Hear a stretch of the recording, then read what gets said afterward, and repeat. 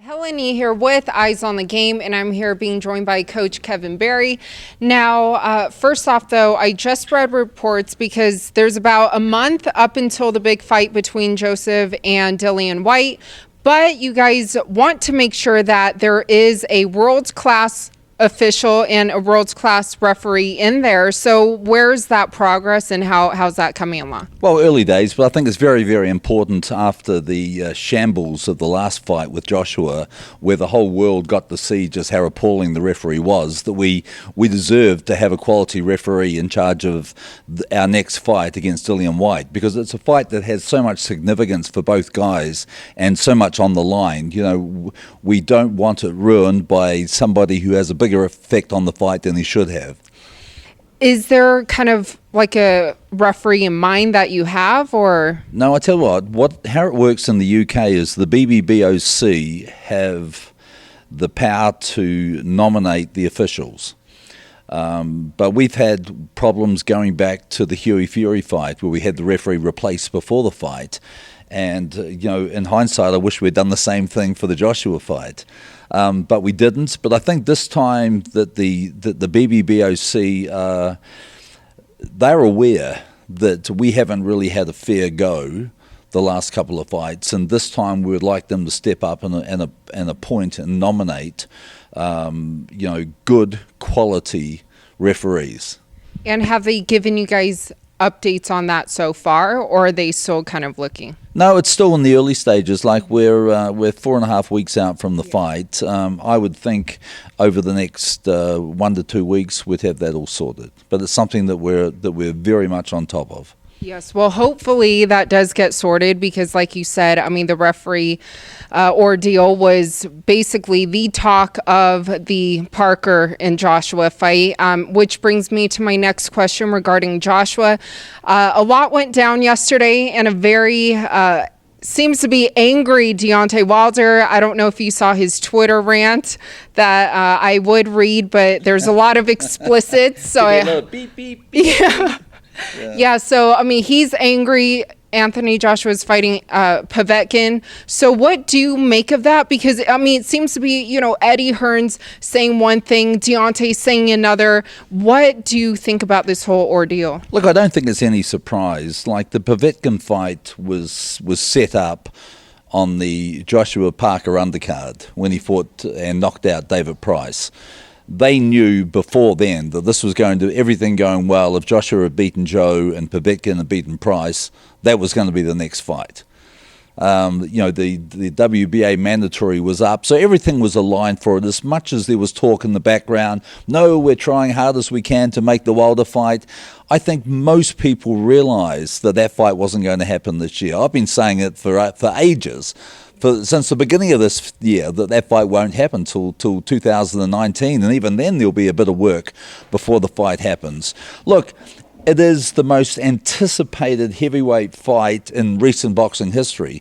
You've got two undefeated, two very big, powerful world champions, both Olympic medalists.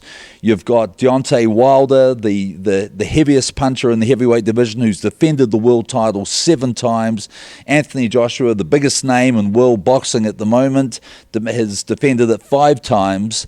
That fight has to happen. And it will happen, but it's just, reading between the lines, and I don't blame Eddie Hearn or Matchroom or Anthony Joshua for this. I think they've given him every opportunity to develop, to improve his game, to give him every chance to be successful when he fights Wilder. Wilder's a very experienced fighter, 40 professional fights.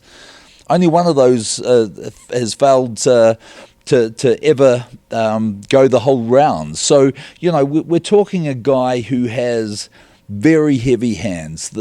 I think is the scariest man in the heavyweight division. And when you look at Anthony Joshua and you look at the fact that a lot of his fights he has liked to engage, engaging against somebody like Deontay Wilder could make the fight come unstuck very, very quickly, because it is a guy who has the power to knock you out with one punch. And I think we saw in the last fight when Anthony Joshua fought Joe, that he was much more disciplined. He was patient. His hands were higher, and I think it was part of their strategy to prepare him for a future fight against somebody like Wilder. And he's going to have to take his discipline to a whole new level against somebody like Deontay Wilder, because he's a scary man, a man who throws punches from very, very strange angles, a guy who at any time can clip you. So it's because of that I think that they're giving Joshua every chance to develop his game before he gets in the ring with them. Oh, so you think it's more like they just want to give him a bit more experience? Most or definitely. So you don't think maybe this is to try to build it up to make it even bigger, so when the fight does happen, all eyes, like now, I mean, I'm sure a lot more people are interested in this. Like the longer that they're not really fighting, people are like, come on, just fight. 100%. So, and I think we saw that with Pacquiao and Mayweather. The fight dragged out, but that fight dragged out too long, and both guys were well over their best when they fought. But you've got Joshua and Wilder. Both guys are on. Well, I think Wilder's on the top of his game. Joshua's still developing. But it's a fight that people are talking about, Darren. It's a fight that has to happen, and it's a fight that's going to generate an enormous amount of money.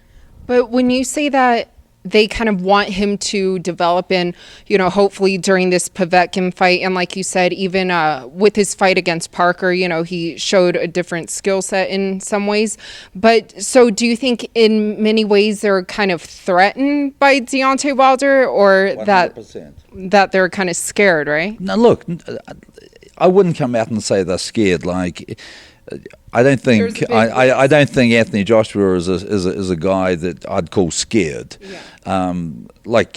Undefeated world champion, as I said before, defended the title 5 times. I wouldn't call him scared.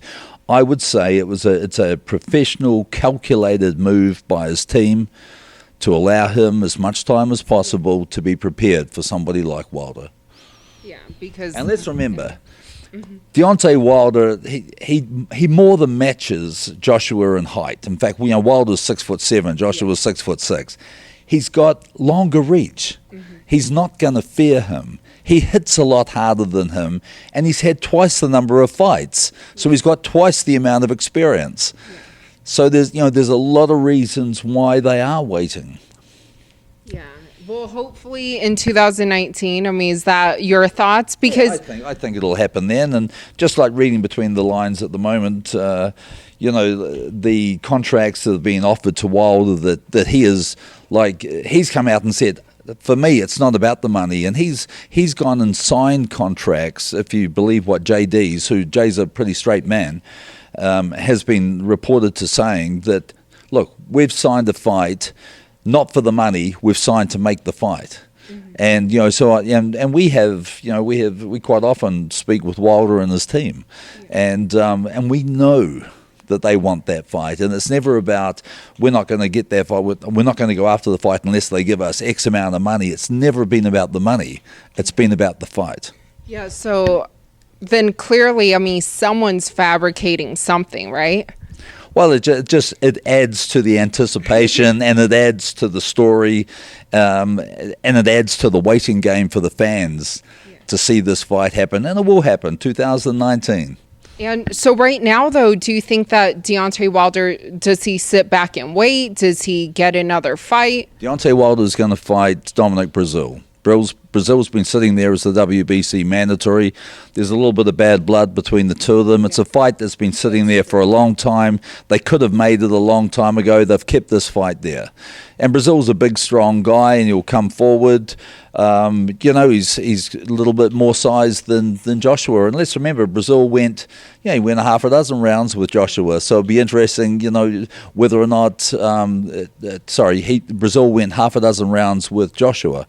It'll be interesting to see whether Wilder wants to make a statement and try to get him out of there early. Yeah.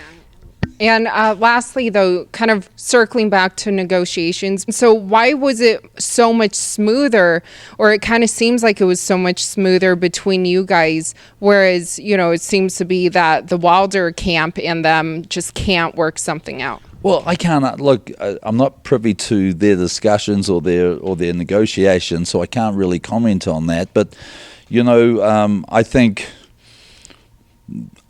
we really wanted to make that fight happen, and I think we made good concessions to make it happen.